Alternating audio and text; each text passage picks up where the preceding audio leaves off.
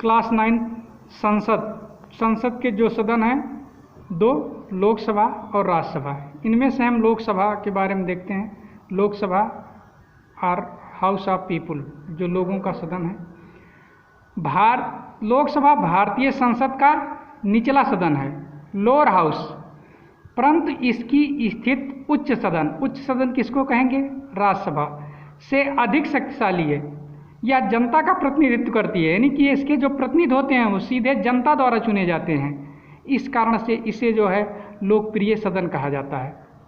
लोकसभा के सदस्यों की जो संख्या होगी, जो रचना, लोकसभा के सदस्यों की अधिकतम संख्या 552 हो सकती है।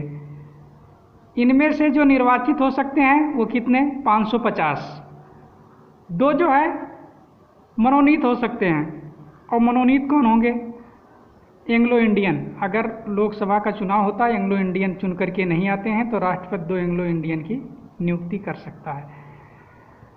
तो जो 552 सदस्यों का ब्यौरा है, इसमें देखिए 530 ये राज्यों से चुने जाएंगे, 20 जो होंगे ये संघीय यानी केंद्र शासित प्रदेशों से, यूनियन टेरिटरीज, और 2 सदस्य आंग्ल भारतीय समूह के होंगे। ये जो है राष्ट्रपति द्वारा मनोनीत होंगे। कौन? आंग्ल भारतीय जो होंगे वो राष्ट्रपति द्वारा मनोनीत किए जा सकते हैं। और किस स्थिति में? जैसे अगर कोई चुन करके नहीं आया आंग्ल भारतीय।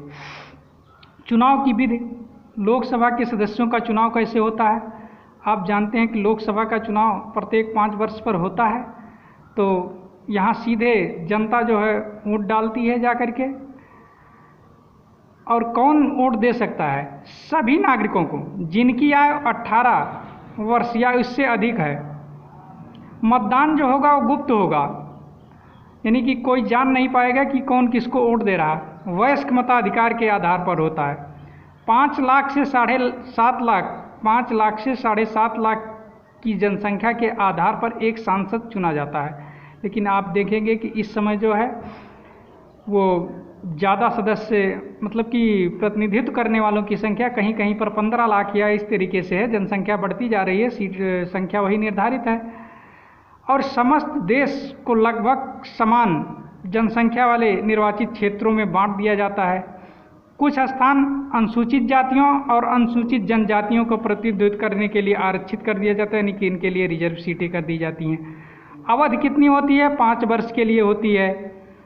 संकट के समय अवधि को बढ़ाया जा सकता है, परंतु 1 वर्ष में, एक समय में कितना? 1 वर्ष से अधिक अथवा संकटकालीन घोषणा के समाप्त होने से 6 माह से अधिक इसे नहीं बढ़ाया जा सकता। यानी कि अगर आपातकाल समाप्त हो गया है तो 6 महीने के अंदर ही उसको फिर चुनाव करा दिया जाना चाहिए।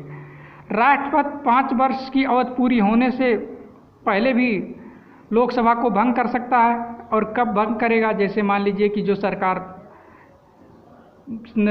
सरकार बनी हुई है, जिस दल को बहुमत प्राप्त नहीं है, मिल करके दूसरे दलों से मिल करके समर्थन लेके सरकार बनाए हैं, अगर वो समाप्त हो जाता, मतलब संख्या कम हो जाए, यानी कि कितनी सीटें होनी चाहिए आवश्यक?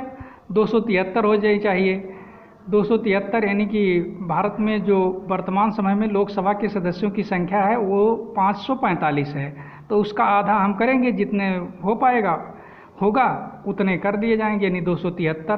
तो 273 सांसदों की आवश्यकता होती है। ये चीज़ हमको ध्यान रखना कि सरकार बनाने के लिए लोकसभा के सदस्यों की संख्या पर ध्यान रखा जाता है।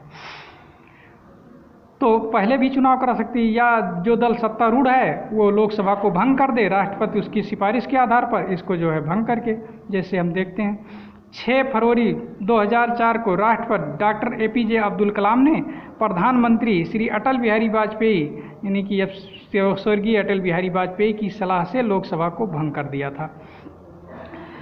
उपचुनाव या रिक्त स्थान की पूर्ति, अगर किसी क्षेत्र में पद रिक्त हो जाता है, किसी कारणवश सांसद की मृत्यु हो जाए या वो किसी तरीके से अयोग्य घोषित कर दिया जाए, वह या त्याग पत्र दे दे, तो उस क्षेत्र में जो है चुनाव होगा, बाई इलेक्शन कहेंगे, उससे उपचुनाव कहेंगे। और ये चुनाव 6 महीने के भीतर हो जाना चाहिए। और लोकसभा का सदस्य बनने के लिए यानी कि योग्यता क्या होनी चाहिए, अगर कोई व्यक्ति चुनाव लड़ रहा है तो उसकी क्या क्या योग्यताएं होनी चाहिए। तो हम ये देख रहे हैं, वह भारत का नागरिक हो, यानी कि भारत का नागरिक होना आवश्यक। अगर दूसरे देश का नागरिक है तो चुनाव नहीं लड़ सकता है। 25 वर्ष की आयु पूरी कर चुका हो, कितने वर्ष की, 25 वर्ष की आयु पूरी कर चुका हो। वह भारत सरकार या किसी राज्य के अंतर्गत किसी लाभ के पद पर ना हो। वह संसद द्वारा निश्चित की गई अन्य योग्यताएं रखता हो। वह पागल तथा दिवालिया ना हो। किसी न्यायालय द्वारा इस पद के अयोग्य ना घोषित किया गया। अगर सक्षम न्यायालय किसी व्यक्ति को अयोग्य घोषित कर देता है तो वो चुनाव नहीं लड़ सकता है। उसे किसी गंभीर अपराध में सजा ना मिल चुकी हो, यानी कि अपराधी ना घोषित किया गया हो न्यायालय द्वारा। उसका नाम किसी भी लोकसभा निर्वाचन क्षेत्र की मतदाता सूची में अंकित हो। अगर मतदाता सूची में नाम नहीं होगा तब भी वो चुनाव नहीं लड़ सकता है। 19 नवंबर 1976 को संसद में छुआछूत के विरुद्ध एक कानून पारित किया गया। इस कानून के अनुसार किसी व्यक्ति को इस कानून के अंतर्गत दंड मिलता है कि वह लोकसभा का चुनाव नहीं लड़ सकता है। अगर मिल जाएगा, कोई ये लगेगा कि वो किसी के खिलाफ कोई छुआछूत जैसा व्यवहार किया है तो वो चुनाव नहीं लड़ सकता है। आगे, चुनाव लड़ने के लिए निर्दलीय व्यक्ति के लिए अपना नाम क्षेत्र के 10 प्रस्तावकों द्वारा पेश करवाना आवश्यक है।